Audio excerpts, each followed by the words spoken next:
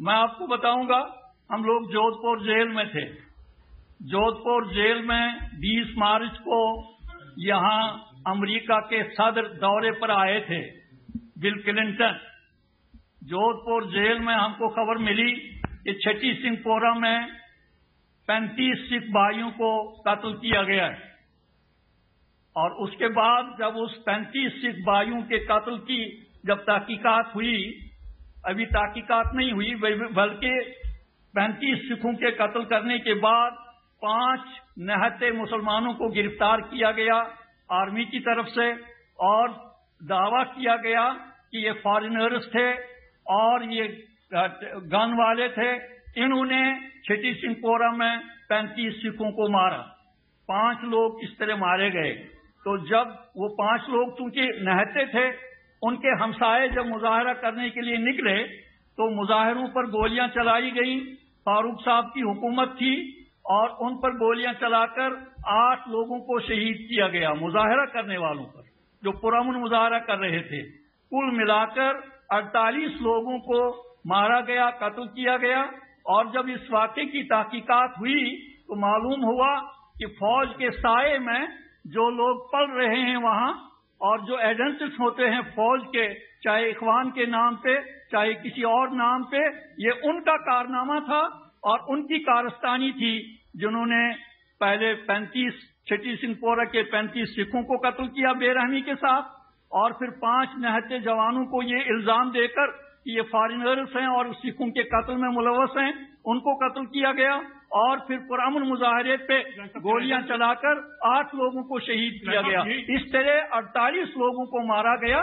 خود آپ دیکھ لیجئے تحقیقات کیا آپ کو کہہ رہی ہے. عارف صاحب آپ کچھ کہنا چاہتے ہیں؟ جی میں عارف صاحب 1 منٹ میں ذرا یہ کلیریفائی کروں. ہندوستان کا ہی بڑا فن ہے. جب وہ نہتے جن 5 کا یہ کہہ رہے ہیں، میں چیف منسٹر تھا. میں اسی وقت جب میں نے یہ سنا، میں جموں میں دفتر تھے، میں ہیلی کاپٹر سے وہیں اترا جہاں یہ ہوا تھا، اور ہمیں جج ملا مدراس کا. جیٹھ ملانی صاحب لاء منسٹر تھے، انہوں نے تحقیقات کی. گیلانی صاحب بھول جاتے ہیں، بہت دمدارے تقریریں کرتے ہیں نا آزادی کے بارے میں، مگر یہ بھول جاتے ہیں، سچائی نہیں بولتے ہیں. ان کے قول اور فعل میں فرق ہے. What he says and what he does are 2 different things. I went, investigations were done, and people responsible were there and then held responsible for that. He talks of Pakistan. Governor is killed, murdered. Christian leader is killed.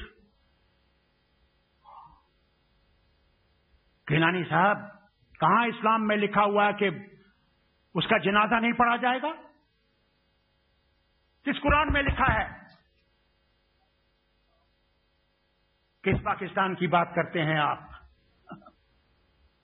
جہاں اسلام کے بارے میں یہ ہے گیلانی صاحب کہ governor مارا جاتا ہے اور جنازہ پڑھنے کے لیے کوئی تیار نہیں ہے، اور قاتل کو جو ہے اسے بلند نعروں سے ویلکم کیا جاتا ہے.